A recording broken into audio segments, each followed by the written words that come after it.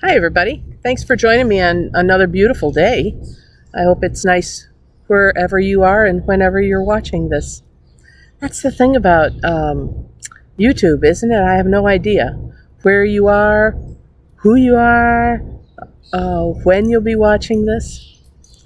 That's all right. I think that when the Spirit is at work, as it is in prayer, everything is timeless. It's outside the space time continuum, as I say. So this morning I woke up thinking about going backwards because some of you are asking me, do I think the country's going backwards? Do I think my spiritual journey's going backwards? And I just want you to know that in terms of the Spirit, there is no backwards. Everything is kind of moving forward. It's like the sun rising and then setting. We might not always see it. It might be obscured. Might be raining, so we think it's not there, but we know that it's always moving forward, and that's exactly what happens in our spiritual lives. Somebody once said to me, you can't unlearn something that you've learned. You can forget it, but you can't unlearn it, and that stumped me for a long time. I thought about that for many weeks. I've come to understand and believe that that's true. So if that's the case, then what happens to us on these spiritual journeys of ours? We can have these periods of intensity when we feel like, boy, I'm really in the flow. I get what she's talking about. I feel closer to God, however you define that, than I ever have. And then, there are these fallow times after those where it's like, did I imagine that whole thing? I'm not sure I feel much of anything at all. And what happened to my certainty? And I mean, it's just a normal part of living. And some people will say it's two steps forward, one step back.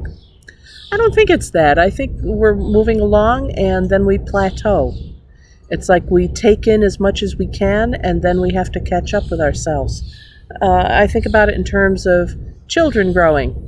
Real growth spurts sometimes, and then there's sort of a time when we're left to get used to our new bodies. Thank goodness, because I remember when I was teaching music, especially in the middle school, and my young men's voices would start to change, and one day they'd come walking in the room, and it's like they're 3 feet tall with this little voice. And then the next day they'd come in and it's like they're 7 feet tall with this big voice that's cracking and sort of like, changing your height all the time. And sometimes you hit your head on the door and the top of the door. And other times, you're like puny and you feel like you're way down lower than everybody else.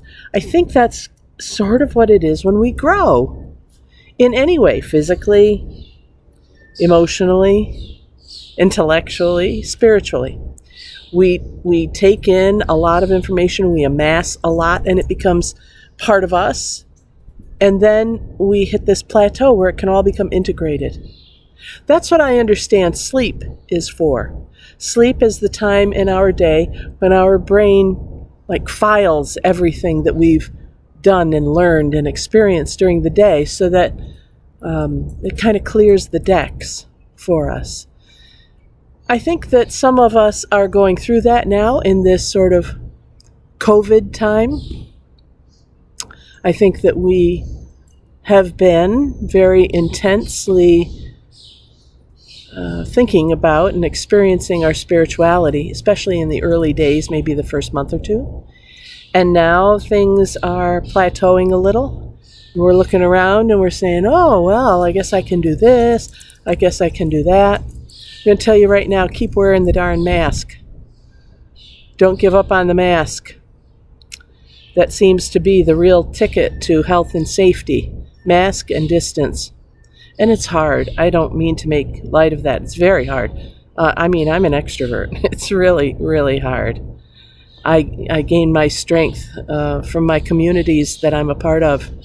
I'm a real hugger. It's hard. But head over heart, we know that this is what we have to do in order to be safe and in order to keep other people safe. So in these periods when maybe you're feeling like, oh gosh, I was doing so well with God. Well, you know what? God is still there, and you're still doing well with God. You're just plateauing and absorbing everything that's happened. And even if we end up going in another direction, God's going to turn that into some part of our journey, because God's with us even when we fall off the main track. You can't unlearn what you've already learned. What you can do is integrate it so that it becomes second nature. When you first learn, how to ride a bike, you have to think of every movement that you make. The more you do it, the more it becomes second nature. You don't even think about it. Or driving a car, same way. Or learning how to sing, if you study an instrument or voice, same way. So I'm here to urge you to keep at it. Don't give up. You're doing great. And you can't unlearn what you've already learned. Just absorb all you've been taking in, okay? And know that God's there. God is not only watching the process, God is not only part of the process, God is the process. I'm Pastor Deb Swift from South Presbyterian Church in Rochester, New York, and you've been watching A Prayerful Pause with the Pastor. Thank you. Thanks for joining me in this time on this beautiful day now, and go outside, go have a good time if it's nice there. And if it's daylight, if you're watching this in the middle of the night, maybe wait a little bit. But anyway, you know that you're part of a larger universe.